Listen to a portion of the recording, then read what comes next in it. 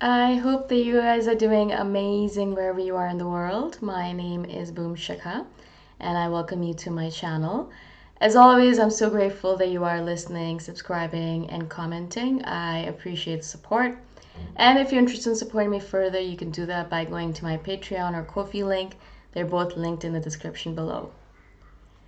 In this one, I wanted to kind of speak to you guys about, I think, one of the main preemptive strikes that's needed for an awakening process to begin. Recently, a friend of mine asked me, why do you think you changed from that lost, unconscious being that you were in the past to where you are right now?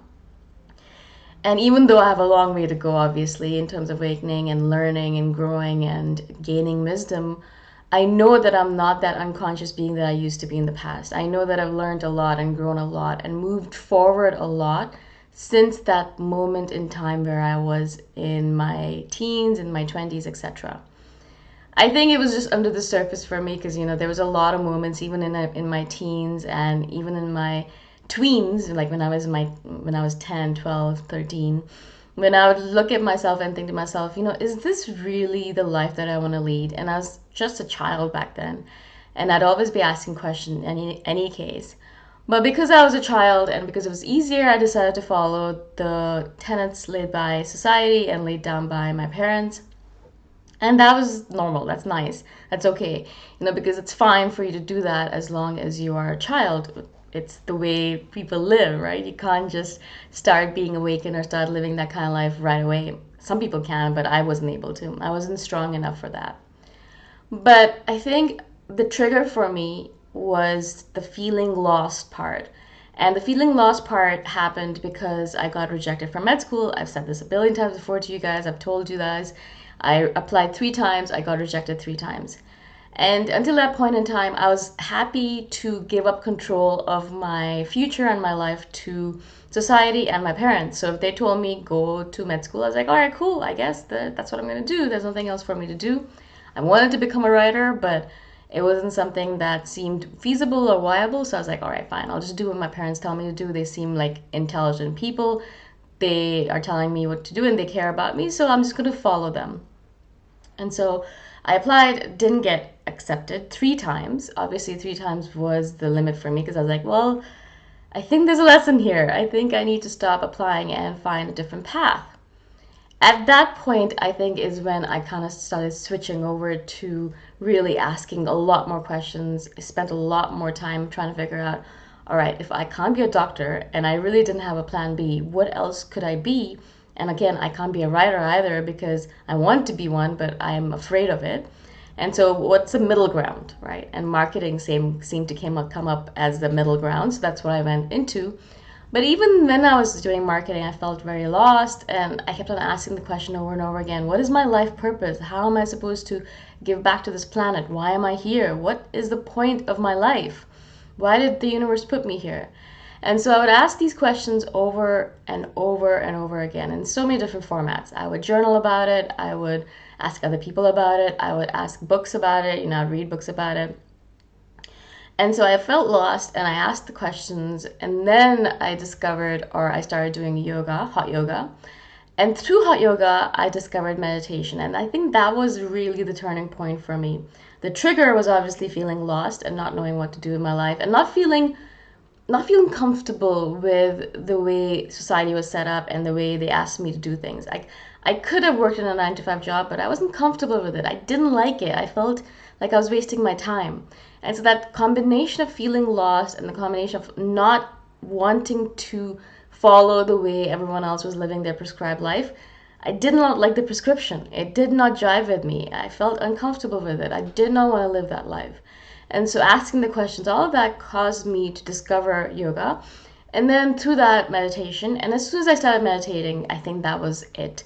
Because I think that's it for most people. As soon as you start meditating, you realize that there is an illusion or the will or the maya that you are living in right now, and that it's not it. This is not it. This physical realm we're in is not it, and there's much, much, much, much more to it.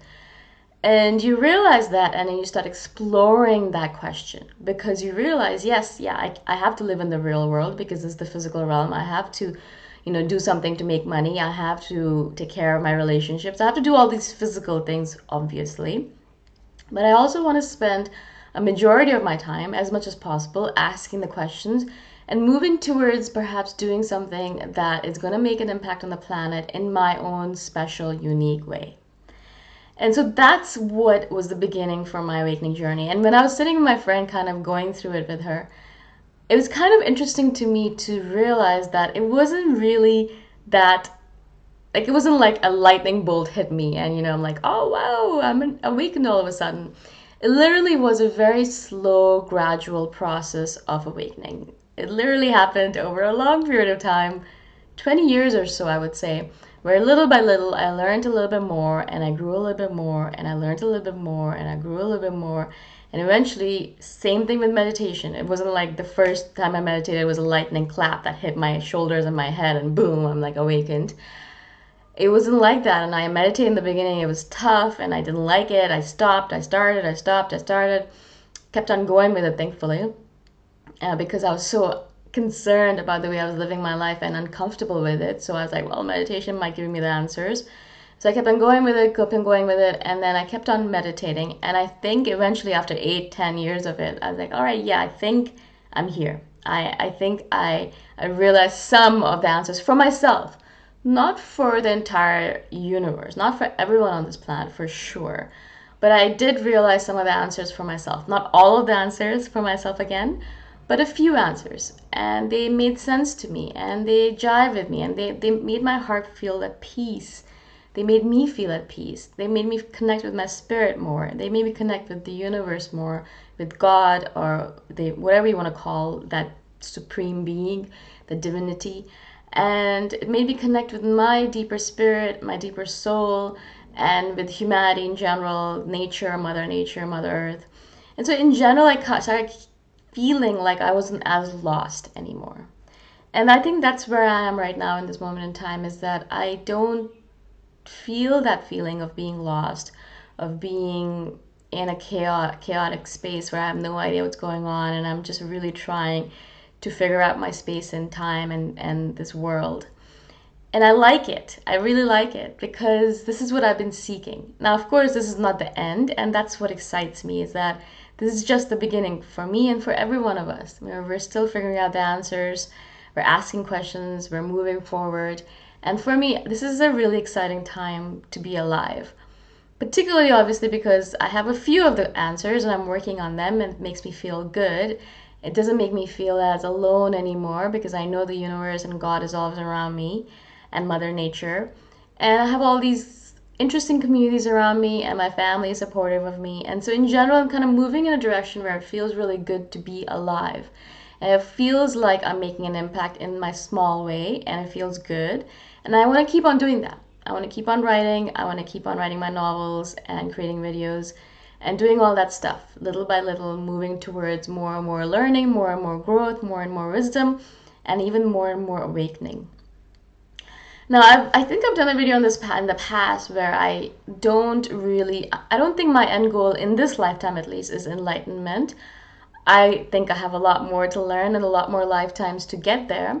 But I know that my friend said that her goal is enlightenment. And I thought it was really fascinating to me that, yeah, some people do have that as their goal. And it's interesting and it's great to have that as a goal. Because even if you don't reach the stars, you might end up among the clouds or among the sun or among, that level. So even if you don't get all the way to enlightenment, you might get somewhere closer to it. And that's great. But I wanted to share this with you guys just to kind of give you a glimpse into how slow the process can be. Really, as I said, it took me I would say obviously 36 years because I'm alive. I've been alive for 36 years. But really from the time I started doing this process, about 20 years. And it was very slow and very tumultuous and chaotic and uncomfortable. And at points I wanted to give up. And even now, sometimes I go through moments where I'm like, what am I really doing in my life? Is this really how I want to live my life? Am I really a productive member of society, etc.? But of course, it passes quickly, thankfully. But this is how it is. So if you are on this journey right now, I know if you are on this journey, you probably don't know that you're on the journey. That's the real essence of it is, unless you actually get to a certain point where you're like, oh, right, this is what it is. This is my awakening journey. You don't realize that you're on this journey, and you just kind of fumble your way through it. And so I thought I'd share my own journey with you, and perhaps give you a little bit of an idea. Perhaps you can realize where you are on it, and just to kind of, talk about it. It's just fun to talk about this journey we're all on. It's just such a great time to be alive, as I said, and I just love it so much. And I'm so grateful to be able to share this journey with all of you. Hopefully to do this until I die, until the end of time. If you have any questions about this, obviously comment below and I shall do a follow-up video. This is obviously a very abstract topic to speak about, so some of you might be like, what is she talking about? That's okay. You might not be there yet, or you're far, far ahead of me, and so you're like, well, that's just basics, really. And so that's okay, that's all right. I mean, listen to it if it appeals to you. If it doesn't, then skip over to the next video. I'm more than happy for you to do that. If you want to support me further, you can do that by going to my Ko-fi link. It's linked in the description below. And I shall see you guys the next time around. Bye for now.